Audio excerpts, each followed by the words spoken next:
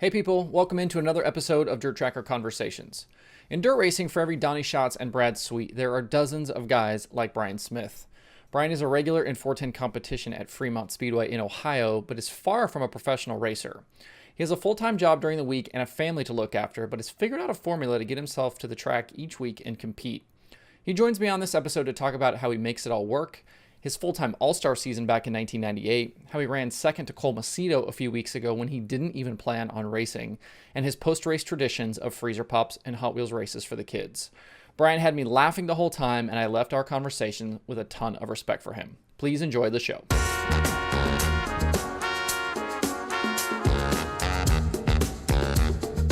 I want to just kind of jump right into the middle of this. I was saying just before I started recording that I was scrolling your Twitter account, and you posted a photo not long ago of what appears to be a car at Eldora, and you said that you somehow raced this car. I don't know if you or your dad talked Ted Johnson into allowing you to run this car, and I want to know the story behind that photo and that day. Oh, geez, that's probably when I first went to Eldora. Real young. I must have been, I think, 16 or 17.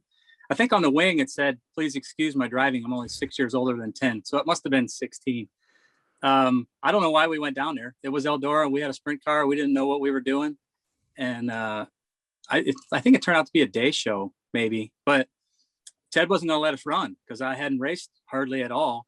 And Rick Ferkel came to my aid and said that I would do fine. I don't know how he knew that. I didn't know Rick at that point. But he talked him into letting me do it. And I rode around the middle and didn't spin out and didn't cause any cautions or whatever. So we made it through. Was that an outlaw show? Yeah, it had to been. Do you remember anything else about that day? I mean, do you remember who won the race or anything? I don't remember who won the race. I remember that Sammy Swindell was in my heat race, and I thought that was really cool because I was a Sammy Swindell fan. And we come down for the green flag, and they all left me. And I didn't even understand what was happening. That's actually happened a couple of times since I've been there. The same kind of thing happened. But I was just, everything was overwhelming back then when you're that age. Kids start now at, they're racing at 3 years old, 4 years old. And you just didn't do that when I started. But everything was just kind of a blur at that point. What was your actual racing experience at that point? I started to run what was a hobby stock, or they called it a bomber, at Oakshade Raceway in Wasion, Ohio, when I was 12 years old. Back then it was Jeff Gordon, Sport Allen, and me basically that raced at that age. My dad was a racer. My grandpa was a racer. And I've always wanted to be a racer. So he put a bomber together for me, and we went over there, and some interesting stories came out of that too. I don't know, it was a few weeks in, I got together. He kept running into me coming off the corner for whatever reason. We just kept banging into each other.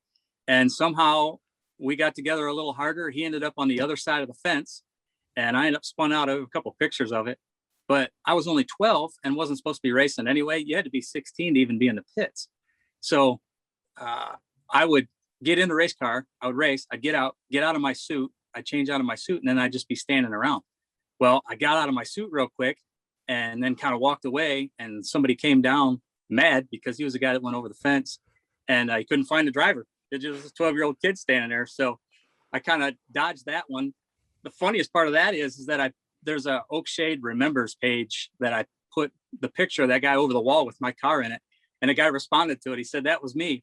So time must have healed enough of a wound there because he didn't come beat me up. So I'm curious, your career and how we know you is through sprint cars, but I've heard you say before that your dad was a pavement racer, and I'm curious how somebody who watches their dad run pavement stuff and you started on bombers, how you end up in 410 sprint cars. Well, I did. I always wanted to be a super late model guy. My dad drove mostly the secondary classes, but he did have a few races in a super late model, and I would go scream my head off for Bob Keselowski and for Chuck Hall and Bob Seneca. Them guys were my heroes. But my mom and dad were divorced. My dad lived in Fremont, and they have a racetrack that runs dirt cars in Fremont. He built a go-kart track that they raced every Sunday, and guys like John Ivey and Clay Kime and Phil Gressman and those guys raced at my dad's go-kart track. So through that, we met somebody, which is another good story. We met somebody who robbed a bunch of money from the local Catholic school and bought a sprint car for me. We didn't know that until after he was arrested. But so that's just how it happened. I don't think we raced the year before, and then suddenly we had a sprint car that we ended up purchasing through this legal deal. But and then off we went. The very first race I ran, we took an old boat trailer and put the race car on it, and took an old box van and drove all the way down to Florida and went to Ocala to race with the All-Stars, my very first time. What was the kind of engine roll then? I mean, were they specifically 410 sprint cars at that point, or was it kind of more ambiguous then? Yeah, they were outlaw sprints, I guess. Ours actually had a 388 in it. But they were running 406s, I guess, for the most part back then. So that first time at Ocala, I mean, that was your first time ever in a sprint car? Yep. Do you remember much from that night or how it went? I remember Bob Jenkins was standing in the infield with my dad when I went screaming by my very first lap in hot laps. I went in there wide open. I didn't know any better. And I almost killed myself, and I almost spun out, but I didn't. And my dad Bob made some comment to my dad about, boy, he looks pretty good right off the bat. And then it never went uphill from there for like 14 years. So, but yeah, I mean, it was just, again, everything was just at that point, 16, 17, 18, everything was just kind of a blur. Everything happened so fast, it's hard to keep up. What was the kind of state of Ohio sprint car racing when you kind of first get started? It wasn't real strong. I mean, obviously the Ohio Speedway stuff would be 50 cars or 60 cars or whatever, but Attica had a halfway decent car count, I guess. Fremont didn't have a real great car count for years through there. They actually closed down, in 96 or 97, somewhere in there. It wasn't until after Jim Ford opened Fremont Speedway back up that it kind of grew back up again. What, I mean, were your intentions just to do this for fun? I mean, did you have grand visions of, being full-time with the All-Stars, being full-time with the Outlaws? Do you remember what your thoughts were at that point? Yeah, I was cocky and arrogant and young, and I wanted to be a world outlaw driver and race sprint cars for a living. That's all I wanted to do. And then you realize how much it costs, how much work it is.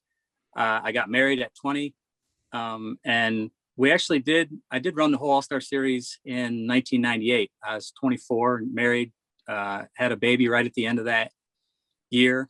And it's a ton of great stories and a lot of fun. And I'd love to go back and do it again. But my dad mortgaged his house. I had to work full time every week. My dad worked 50 or 60 hours as a detective. My brother was full time in college. And we did 70, I think we did 70 races.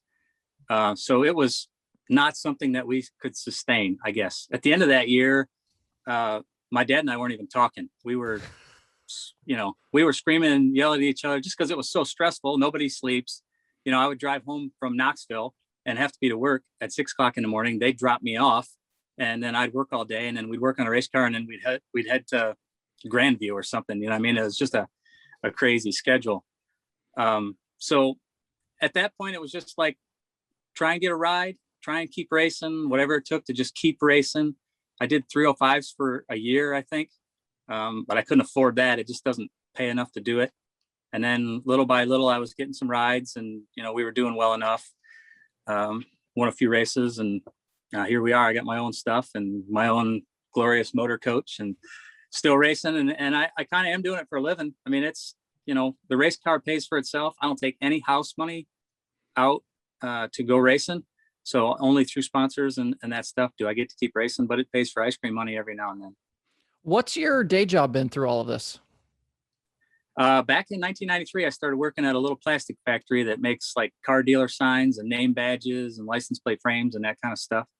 And I've been there for 28 years or so. What's it like? I feel like anymore we don't hear about people or at least people like my age, like we don't work one place for that long. Like, what is the feeling of working for some, like a factory or whatever it is? I used to work at a newspaper, and a lady there had been selling advertising for the newspaper for like 45 years. What is that like feeling like to work one place for that long? Is it like nice and stable? Do you get bored of it? Like where do you kind of stand on that? Well, I try and be content, and it's a solid, stable job. They let me do that all-star deal. So that led to it a lot. I did actually try and think of going somewhere at one point to make a little more money, but it didn't work out, and for good reasons, obviously.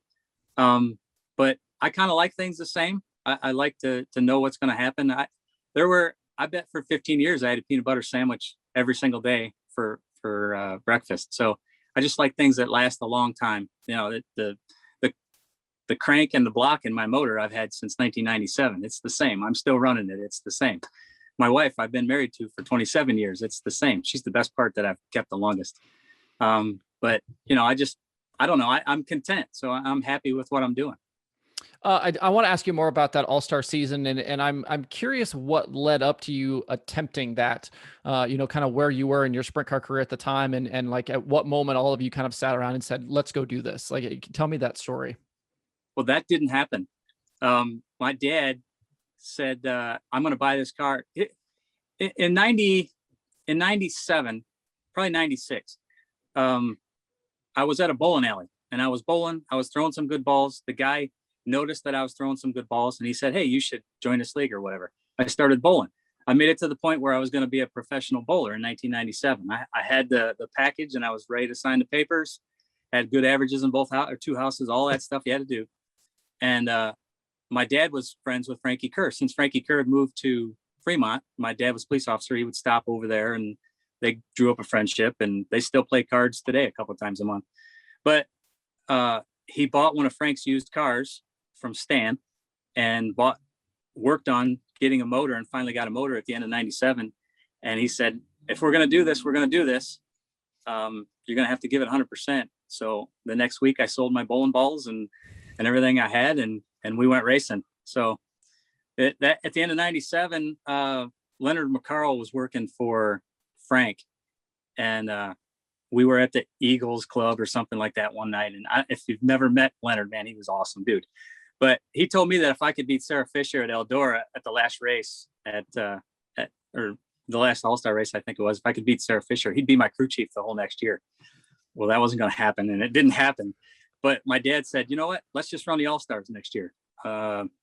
Okay. So that was kind of just the plan. He decided we had this stuff at the moment. And at that time, my stuff was equal to everybody else's.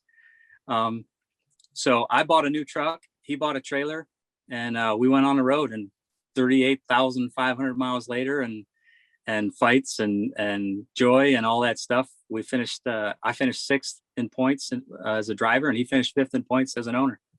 I want to know both sides of this, but what are some races that stand out that season as good races, and what are some races that stand out that season as bad races? There was a lot of times when we had to do start and park back then, just because we had one motor. When we started, we had one motor, we had one car, and we took off, and we ran that motor 40 races. And so there was times where I could have made the feature at Williams Grove out of the B, but we needed to save it because we needed to go somewhere else. So a smaller track where we would have a better chance. I don't know. Some of the races we ran top 10 several times. I got to race with Keith Kaufman and Frankie Kerr and Kenny Jacobs and Jeff Shepard and all them guys. I mean, any one of those could have been a great memory. There were some times that didn't really go that well, but we try to forget most of those. At I think I ran top 10 at Eldora one time, which was pretty crazy. That was neat. We ran Rockini, Kansas, as farthest west I'd ever been at that point. And I think I won the B over I don't know, neighbors or somebody. And so we're sitting there in pits getting ready to go out for the B, and Kenny Jacobs came over and looked at my tire. And I thought that was the coolest thing in the world at that point, because they were coming over to see why my car was good. But the last race of the year, I'll tell you that we were pulling in Eldora, and we were screaming at each other where to park. I wanted to park one place, my dad wanted to park the other place. It was just so stupid. And by the end of that night, a radius rod or something broke, and I went head on in a wall in turn 3 and jumped the race car, and I didn't flip, but I turned around and I get out of the car and I do a somersault because I hit the wall that hard and I didn't flip at Eldora. So you got to do a somersault. Well, one of my torsion stops had bounced to the bottom of the racetrack, and my dad made his way down there and saw that I jumped the race car and picked the torsion stop up and threw it at me. One of the great memories that we had. But like I said, it all worked out. I got to drive Hampshire's car that night in the commercial truck and trailer dash, which was awesome. And I started to be friends with Greg Wilson at that point. Now we're good friends, and just a lot of neat stuff. I feel like you hear about the All-Stars kind of being that working man series. And obviously I feel like today it's probably not that. But back then, was it that? And I mean, how difficult was it on, your young family at that point and you trying to work to be able to go do something like that? It was really hard. I mean, it was really, really hard. My dad, like I said, working 50 or 60 hours a week, he didn't drive. He would sit in the passenger seat with his foot up, blocking my right side mirror so I could never see out the right side.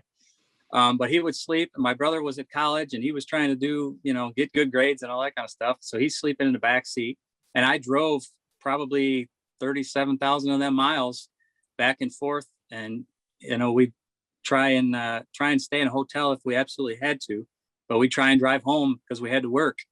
So that was really, really hard, not sleeping and not working. And then my wife being pregnant in the middle of it. One time we were supposed to race at, Pennsylvania Motor Speedway, I think. And the car was already down there. My dad must have drove that time. So he drove very little, but I think he must have made it to there from somewhere else.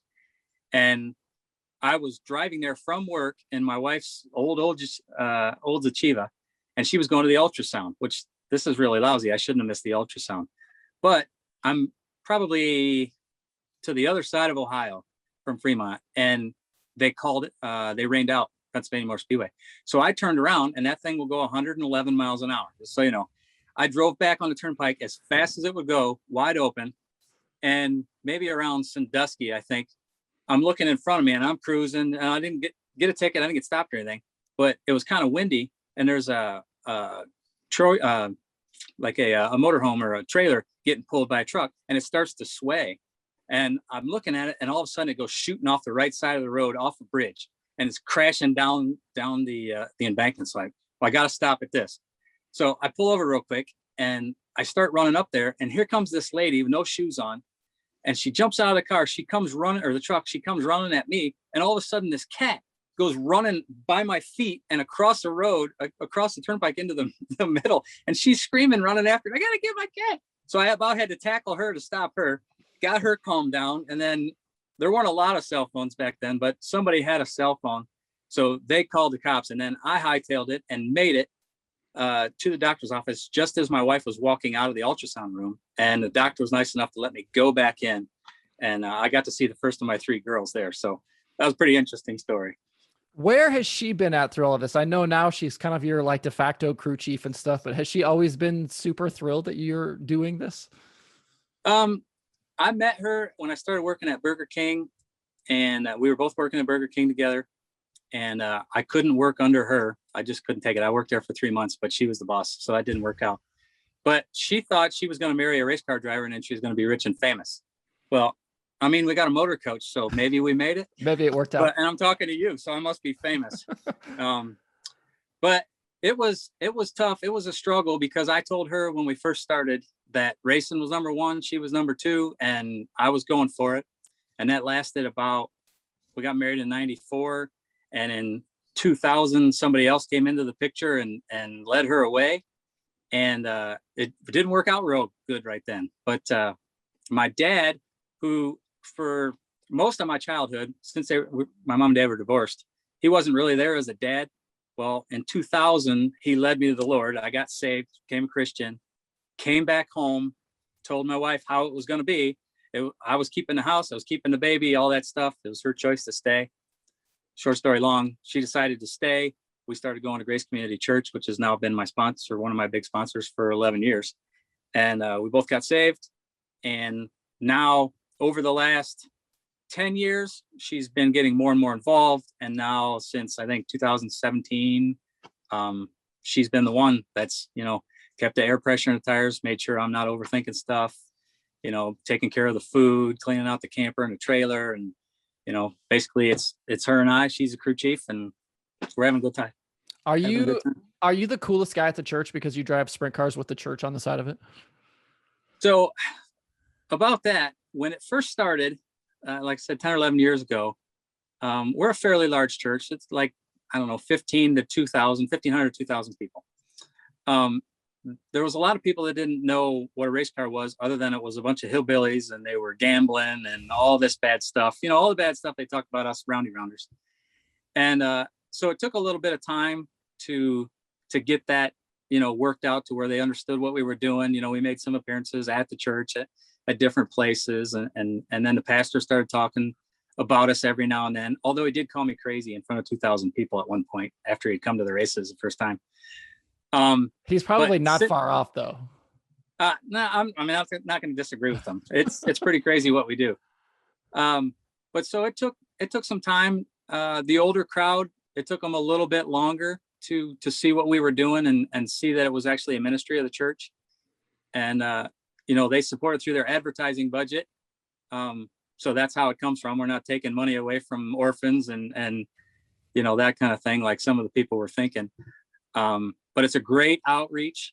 It's super outreach. And since we've started this Hot Wheels deal, it's been a really great outreach to get kids and parents down there involved and point to the car, which looks like a big sign for the church, and start getting, building more relationships with people at the racetrack and fans coming down and that kind of thing. And the whole ultimate goal for me is obviously to point people to Jesus. So that's why we do all this stuff. And I'm convinced it's the only reason I'm still able to do this stuff, because I can't afford to race. It's all in the generosity of people that approve of and support of what we're doing. In the years since you ran the All-Stars full time, what has kind of been your approach each year? I mean, I know you run Fremont pretty regular and have run it for points. Like after you get back from kind of running that All-Star season, you kind of just then focus on Ohio and what you can kind of drive to, or what has kind of been your approach to how you decide your schedule each year? Like I said, the race car has to pay for itself. So I try and go where I can make the most money in order to be able to do that. And Fremont is 1 mile from my house. It pays $300 to start. Without being arrogant, I'm good enough to make the show every week, and $300 gets me going back. So the better we do, obviously, the more we can upgrade, the better that we can do. And then I can branch out a little bit. I drove for several different car owners from 2001 through 2000 and I think 13 or 14. I bought everything that I had. I got from Cap Henry's dad. I drove for him for 5 years. But I bought him out, the trailer and the race car and everything. I still had my motor. I was still running that. And then I bought a truck and then this camper to pull with. But I really want to travel. If I could get a ride where I could do that kind of stuff, I would absolutely love to do that, where my wife wouldn't have to, mount tires and stuff. That'd be easier on her too. But we try and branch out as much as we can. We've been to West Virginia Motor, we've been to Lernerville and Mercer and up in Michigan. We did that whole sod deal in 2016, which I didn't have the motorhome then. All I had was a tent. So after every night we slept in a tent and then drove home. But I want to get to some different places all the time. And as long as we can make a little money here, I can go and do that. This year, I know as simple as it sounds, but I got some newer tires to me on the motorhome, and we're going to try and make a trip out to Port Royal later and see our friends out there. And I don't know if we'll make the show, but we're going to go out there and try. It's been a while since we've been out there, do stuff like that. I was going to go to Hartford this weekend, but it's going to be like 36 degrees at night. And this is not the warmest thing at 36 degrees. So we're going to pass on that. But, I try and get out as much as I can. I don't want to get stagnant. Obviously, you just keep racing the same place and, you'll get good there or get as good as you are there. So. I'm curious why, for somebody like yourself that's kind of, just racing as you can and doing what you can afford, why 410 sprint cars? And to me, it would seem like engines are expensive and, people have super, incredible race cars with, all the shock packages and, it's like, it's an expensive deal to do. And for someone like you, is it cost effective for you to run 410s, or would it make sense for you to scale back and run a 360 or run a 305? Or is it just because there's not enough money available to win at those lower classes? Is there anything better than a 410 sprint car? I mean, there's not, but I'm just saying, like, not. In terms of what's affordable and what's doable. None of it's affordable. It's way too expensive to compete. I do not understand how these guys that I'm racing against afford everything that they do. But I can tell you that my entire truck and trailer operation cost me $8,000. The sponsorship money that I gather up is around $10,000 a year, and that's to paint the car, that's to letter it, that's to freshen the motor and maybe upgrade here and there. And then we race for $300 to start everywhere. And it works out to enough that I can keep doing it. If I were racing a 305 or a 360, granted, there are some 360 deals that are paying a little bit better money now, but I could not afford it. I couldn't afford to pay for my wife and myself to get in, buy fuel and all that kind of stuff. I'm like right here. I mean, the water level is right there. But at the same time, I don't want to do anything else. This is the show. You know what I mean? This is it. Obviously, I'd love to run an Indy car, but really, this is it. As far as racing goes, there's nothing better than a 410 sprint car. So if I couldn't do this, then I would probably just try and find something else to drive until I couldn't do that anymore and be done. But right now we're doing it. God's got a plan for me. And obviously it's in 410 sprint cars. So we're just going to do the best we can, be the best steward of the money that I get, and just keep going. Where are all-star shows, outlaw shows kind of in this for you? Is that something, I know you've done a few of those here and there, in the last several years, but is that something like when the outlaws come to Attica or when the all-stars come through for Ohio Speed Week, like, are those races you're going to think about running? Typically not anymore. The all-stars had a format change not that awful long ago where before they took the top 24 cars and they inverted them. So like 22, 3, 4, 21, 2, 3, and 4 would start on the pole of the heat race. Well, that's where I qualify with my stuff. That's as fast as I go. So I always started on the front row of a heat race. So I always made the all-star races. So we always made that money and moved on. So I would do those. And now since they've changed it, you're going up against your heat. And I know everybody says this, and they say it because it's true. The stacked heat is always the one that I'm in because there's so many good cars now. You know what I mean? So my car will run a 12.9 to 13.1 at Fremont. That's just as fast as it goes. I can't make it go any faster. And that's not good enough to start in the first two rows of an all-star race anymore. So it's really, really difficult. That being said, last year at Speed Week, the way the track was, we ran the first night. We were camping for the second night, so we weren't going to do it.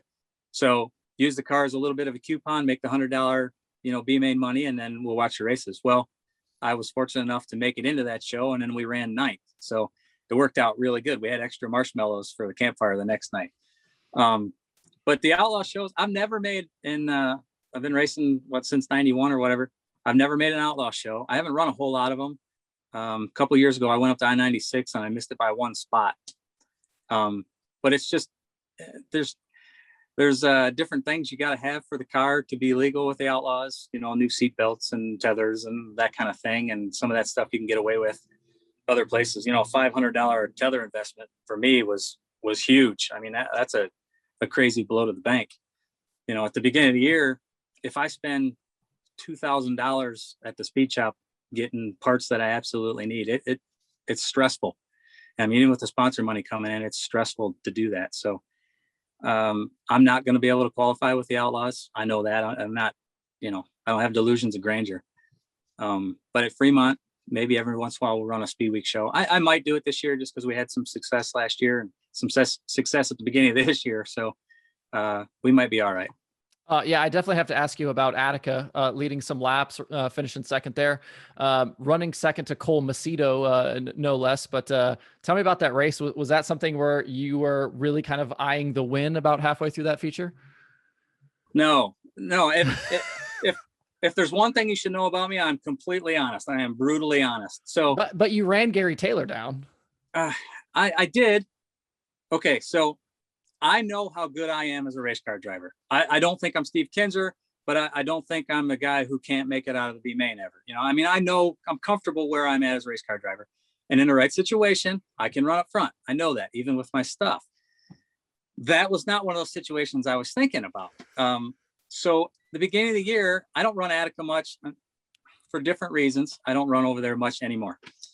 But we do go over there at the beginning of the year just to shake stuff down, make sure that I got all this stuff tight. I do everything myself. I would wash the car by myself today. My wife sometimes sweeps out the trailer, but basically everything is me. So I want to go over there and make sure that I get everything tight. Nothing's going to fall off. We got all our stuff in order, the generator, the wrenches, all that stuff, so that when we go to race, we're prepared. So we go to Attica, we go to shake it down. It's freezing cold. My wife doesn't like it in the freezing cold. That's why we're not going to Hartford this weekend. And we're going there for fun, and I want her to be happy too. Obviously, that's good for me. So we go over there, shake stuff down, and it was shake it down and out by sundown. That was our mantra. We were going to do that. We're going to leave after the B main. I didn't even know if they were going to pay me B main money because I honestly did not go there to race. So I just put on a tire that I don't know how long it had been on that wheel on the right rear. The left rear is about the same. I didn't mess with setup. I just blocked it. I put the wheels on it, and then we went out and hot laps is qualifying out there. I knew I was going to be last. I just wanted to just like get the car warm, you know, just kind of feel it out. And so I did that, and I qualified like a second and a half off the pace. No big deal. So I'm going to start last in a heat race. I'm going to make 2 or 3 laps, try and get a couple hard laps in, and then pull in. So green flag comes out right around. Okay, I'm going to give it a hard lap. I pass somebody. The caution comes out. Dang it. Now somebody's behind me. So this is tough because I want to get out of his way. You know what? So we get going again. I pass somebody else. And I'm like, oh boy, I'm going to run this thing in really hard. And then that's it. I pass somebody else. Crap. Somebody spins out in front of me or something. And so now I'm in a transfer spot. Well, so now I've fogged up my shield. I can't see anything except for out of the right side because I didn't do anything but eat cookies all winter. So I can only see out of this. So I turn my head to the side and I'm looking at the infield tires when the green flag comes out. And I'm thinking $300 pays more than $100. So I'm like, don't hit the tires. Don't hit the tires. Don't hit the tires. And I make it up to third. Holy crap, we just made the feature. So I pull in and they say top 3 redraw. I'm like, no. I don't do anything in the car. I don't touch it. I don't turn a bolt. We put fuel in it. Enough for the feature because if there's a big crash or something, then I can move up a little bit. I can make an extra $100, right? You're always thinking about that. I know how much the spots pay. So my wife puts a fuel in and we're like, you know, we're still going to make a few laps in the feature and get out. And I go up and redraw and it's a 2. Now we got a race, right? So I can't just go out there and pull in, you know, maybe if I just hang on, we can finish in the top 10. Now, granted, I can't hold my head up after the heat race. It's stuck to the right side of the headrest. So green flag comes out and I'm like, all right, you know, I put some sauce on my shield then, so it wasn't going to fog up. So it's like 3 laps in the race, you know, my head starts, I get the rubberneck and I'm trying to hold it up and I get the rubberneck. So now it's vibrating over here on the side of the car, run a laps. And then I start to catch Gary and I'm like, go Gary. Nope. I catch him and I pass him and I'm like, holy crap. I can't believe we're leading this thing. This is nuts. Just stay in the seat. This is going to be easier to finish in the top 10 if you can stay in the seat, right? So I'm riding along, and I don't know when it was, halfway or something. I start seeing flash bulbs. Well, I've been racing a long time. I've run up front enough. I know that the flash bulbs come at certain angles, depending on where I run the bottom a lot or the middle, where that other car is. So I start seeing the flash bulb, you know, it's here and then it's here and then it's here. So I know somebody is working his way up here. Finally, like, oh, that's close. Move down. There goes Cole ripping by the top. Like, okay, no problem. I'm waiting for somebody else to come. Nobody else comes. And then right at the last second, Spithaler comes up next to me and almost gets me, but we run second. I'm like, this is totally crazy. I'm telling you with complete honesty that I went there to shake the car down and we ended up with second place finish. Nothing I did. All I did was ride around the middle. You know, I didn't even use the brakes. I just rode around the middle, just kind of tried to keep a constant speed and not, you know, completely fall out of the seat. And we had a great run. And then nobody believed me, but that was the truth. So I feel like going forward, that needs to be your strategy wherever you go. Well, no, I mean, it doesn't really work. It did though. It did. Yeah. Every blind squirrel finds a nut, but yeah. So, but other than that, I mean, we run really good this year.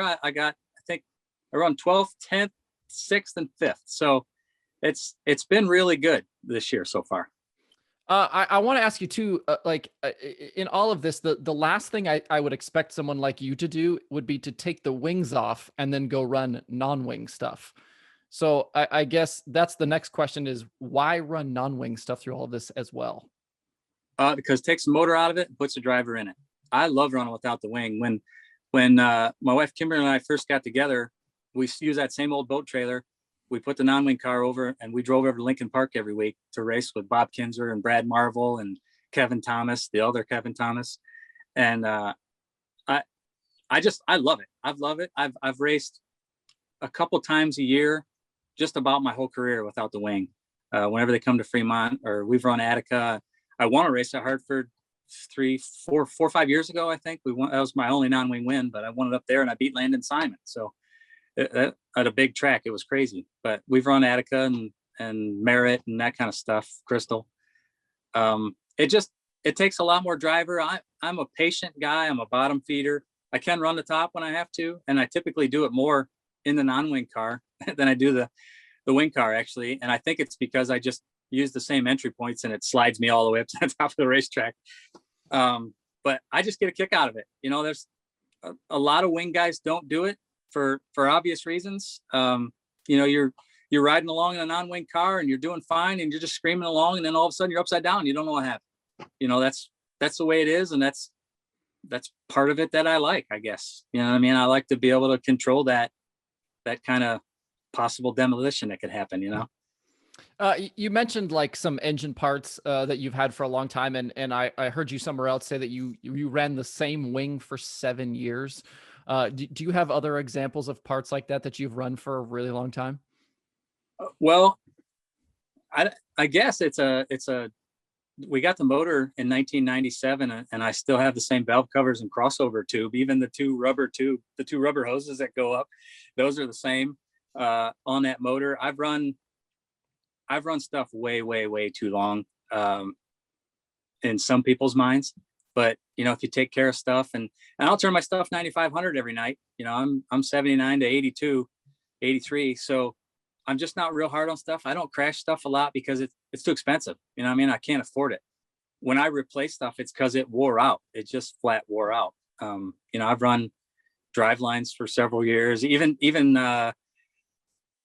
Chris Andrews several years ago was giving me guff about I ran the yoke, the drive shaft yoke, for 3 years, the same drive shaft yoke. And, them guys change them after, 10, 12 races or whatever. They don't want it blowing up and breaking their feet. But I just put, I got a seat in 2005, and I actually just had that into Chad Wilson's car at Waynesfield at the beginning of this year. I used the same seat. I put that in there. I have since bought a new seat for the car I'm in, but I don't know.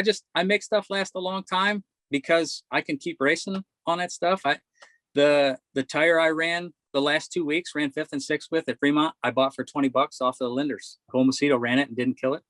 And so I ran that for 2 more races, and it made me $1,100. So I just, I get by with what I have. I'm content, and we keep going. I want to ask you for sure too about the motorhome you're sitting in right now. I saw some photos on your Twitter account about some renovations to that, but tell me the story of the motorhome and how much nicer it is to have somewhere to hang out when you go to the racetrack. The tent was awesome. I mean, it really was. When after we won the SOD championship back in 2016, I woke up and I'm looking at the ceiling of a tent and the condensation is dripping on my face.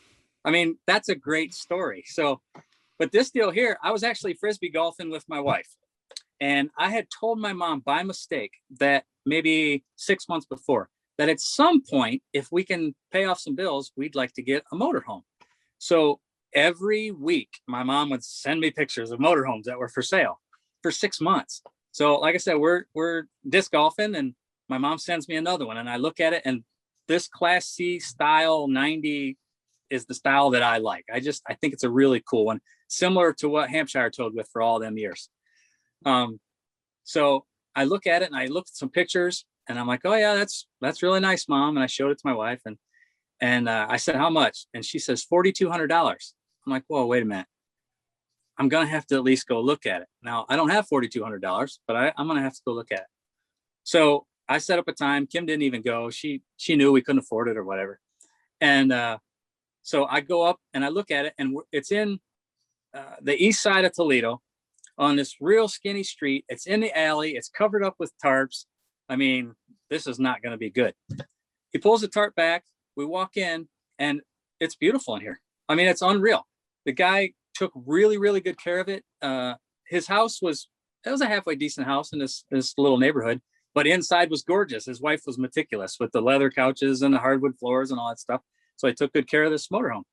So I'm like, man, I'm going to have Kim come look at it. So we went back up there and everything, like I said, worked and was really nice. And the guy said, I'll tell you what, I'll take it to a campsite. I'll rent a campsite. I'll make everything work. I'll show you.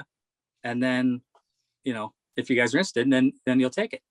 So I gathered up the money. My grandma had left us some money when she passed a couple of years before. I borrowed some money from my brother. I borrowed some other money. And so I got $4,200, what the guy asked for. We meet him at this campground. I got the money in hand. We go around and I say, so what's the least you'll take for it? You know, I mean, I have to at this point, you know. He says, oh man, I got to take 4,200. I told my wife I was going to get 4,200. And I said, will you take 4,100? He goes, oh man, my wife's going to be mad at me. Sure, I'll take 4,100. So I kept 100. I handed him that and I said, did you bring the title with you? And he goes, you want it now? I'm like, yeah, I drove up here to buy this thing now. He goes, oh, I got to go home and get the title and all this kind of stuff. So I said, well, I tell you what, you said that your wife would be mad at you if you didn't get 4,200. So here's the other 100. I'll give that to you, but don't tell her you got it. So I go to his house with him and he walks in the house and he says, I got 4,200 for it. I'm like, what are you doing? So we paid for it. I drove it home and I actually had to change a U-joint on it right away. But since then, you know, we've done some camping trips. A couple of years ago, I'm a Green Bay Packers shareholder. The shareholders meeting fell on my birthday in July. We had some time off. So my brother packed up his family in his trailer. We packed up my 3 girls and wife in this, and we drove to Green Bay through Chicago and then up around Escanaba through the UP and then all the way back in like 1,400 miles or something. We had this fantastic vacation, epic vacation before my oldest daughter, who's going to be 23. Holy heck. She's before she moved out. So it was a super great memory. And now it's just, you know, there's air conditioning in here. So during the races, I can come in and cool down and change in here, not have to change behind a wing in the trailer and that kind of stuff. And then Kim's using the stove and most nights, she hasn't started yet, but most nights she makes a big spread of food and, you know, we have all kinds of stuff at the races afterwards for when the people come down and all that. So yeah, it's been great. You're kind of famous at Fremont for your post-race kind of situation or activities. And me and you have been going back and forth on Twitter for years about freeze pops, and there's a photo and all freezer pops for life, man. Yeah. But tell me about freezer pops. Tell me about Hot Wheels cars. Tell me about all of these things that have kind of started to be part of the Brian Smith program. When I was a kid, race car drivers were heroes. And they still are to kids now. You're not a kid. You just don't realize that, but they look up to you. They want to be you, you know, and there's exciting stuff happening. They want to be race car drivers. And that's how I was as a kid. Chuck Hall was one of my heroes, and I never had the guts to go up to him and get an autograph or say hi to him or anything. And fortunately at an old timers meet like 4 or 5 years ago, I got a selfie with him. And then Danny Bird, who was another, you know, Toledo Speedway flat rock legend. I finally went up and got those pictures with him. But so I remember that feeling, you know what I mean? Those guys were my heroes. My dad was my hero. I always wanted to be a race car driver. So if someone would make an effort towards me as a kid, you know, it would have made my day. I wouldn't have been able to handle it. So I've always kind of let people sit in the race car and stuff and get pictures or whatever. I've always tried to be friendly. My dad taught me, when we first went down to Florida, somebody came up to me and we were terrible. I mean, I was awful slow. Johnny Johnson, if you know Johnny Johnson from Central Indiana, Johnny Johnson was faster than I was. And some guy came up to me and said, man, you looked really good. You did a good job. And I'm like, oh man, that was terrible. You know what I mean? I didn't make it out of the C main or whatever. And my dad scolded me and said, when someone comes up to you, you tell them thank you. You know, they went out of their way to compliment you or say something to you. And that made them feel good to say something to you. So you tell them thank you. And then, you know, that makes them feel good. So that is just kind of the plan that I've taken into dealing with fans and stuff after the races. And then my wife she's been involved with upward programs with kids and stuff. And she's really good with the kids, taught Sunday school and stuff for years. And so we knew that we just had to make something happen to make the race car accessible to those kids so that they could get in and get their pictures taken and sometimes put their parents in them, you know, because that's a lot of fun too sometimes. So we just started doing little stuff. You know, everybody gives out like the picture cards and stuff, you know, autographs and that kind of thing. But we just wanted to do more. We started passing out candy. We had the biggest little fans come down. My brother is a semi-professional photographer, so he'd always take a picture of them. we'd post it on the board in the trailer. They could come down and have it the next week or whenever they came back and got it. And then we put it up on our Facebook page, the Brian Smith Fan Club page on Facebook. We always put updates and stuff on there. But I think when this latest deal here, when the pandemic started, there was no racing. There was nothing we could do. You're watching YouTube videos all the time. And I came across this YouTube channel that raced Hot Wheels. They had this real elaborate downhill track, and it's 3D Bot Maker, if you've heard of it. It's fantastic. Well, he's got a King of the Mountain series. So if you scale it down, I spent way too much money on this car. I bought a car for a certain amount of money, and then I had to polish the wheels. So I had to get stuff to polish the wheels and buy weight and all this stuff. And I spent $35 on Hot Wheels to send it to California, which ended up being $40 to send it to California to make it one series. And I didn't transfer on. But that, I would still work. I worked through the whole thing. My job stayed open. We were fortunate. But I built a little track kind of emulating his that would fit in a trailer. And I thought if the kids could come down, I could give them a Hot Wheel. They race me. If they beat me, they can have a Hot Wheel. And so it's kind of evolved now. I've got a drag strip track. The kids don't seem to make, they don't care. It's just a straight drag, but they'll come up. I'll give them a car. I'll let them pick up. I got, a case or something. It's a pile of cars there. And they pick one. I'll pick one. We'll race. They beat me. They get both. I give them a little wristband. I got a little Brian Smith Fan Club wristband. And it's fantastic. I've had, Rusty McClure and Dean Jacobs, and some of them guys have come up. Braden McMahon, a Twitter famous Braden McMahon, came up and raced. And it's just been, it's amazing to see the kids' eyes light up that they not only get an autograph, because they really like that. The ones that want one, they really like that. But to come into the trailer is just like a whole new world for them. And then to be able to race, and they're so excited, and their parents are like, I can't believe you're letting our kid do this and all that thing. And it's just been, it's amazing for me to be able to give those kids the feeling that I know I would have had as a kid. And then hopefully they can go on and be fans, and some of them be race car drivers someday. And that I kind of had a small part in that. I like it. Your Twitter account, I keep going back to your Twitter account because there's like so much good stuff on there. But as somebody who's been wearing fire suits for 15 years because of what I do in NASCAR, my biggest question is, are you crazy wearing a white fire suit? Like, come on, man, a white fire suit? You ever watch any indie stuff from the 70s, 60s, 70s, 80s? But Mario, at least Mario, in car, AJ. you have a chance to at least maybe keep it a little white, but like, you're a dirt racer, man. Like, I can't keep a fire suit clean. Like, we wear dark colors for what I do. I can't keep a fire suit clean. You're telling me you're going to keep a white fire suit clean in a sprint car? Never said I was going to. Never said I planned on it. All I know is that my heroes wore those types of fire suits. And when I first started, I had one of my dad's that had a blue stripe down the side of it. When I first started in sprint cars, I wore a Fred Linder suit. That was a white suit and had a blue stripe down the side of it. And as you get older, you wish you were younger, and you remember those feelings from when you were younger, and they get amplified. I'm way better back then now than I was actually back then, right? Because the stories get better, and you're better than you were. So all that's kind of amplified. And I've been telling my wife for years that I wanted a white suit with a blue stripe. She's like, I watched that suit. That's not happening. You're not getting a white suit. You're not getting a white suit. But it was time for a new suit. I wear suits way too long. I wear the good Under Armour or the the Carbon X stuff. But I've worn a suit for too long. And so I said something on Twitter about, if anybody wanted to help out with the Hot Wheels cars, that'd be great. I've had a lot of people from, I don't know, all over the place, Kentucky and Tulsa and, all over the place that have donated money for cars. Well, in that, Ray Brooks contacted me from Gill Construction, who's Cole Macedo's car owner, and said that he would help me out. Well, it was enough to get a suit and then some. So I asked him if it was all right if I got this suit, and I put some old school patches on it that's got his companies on it.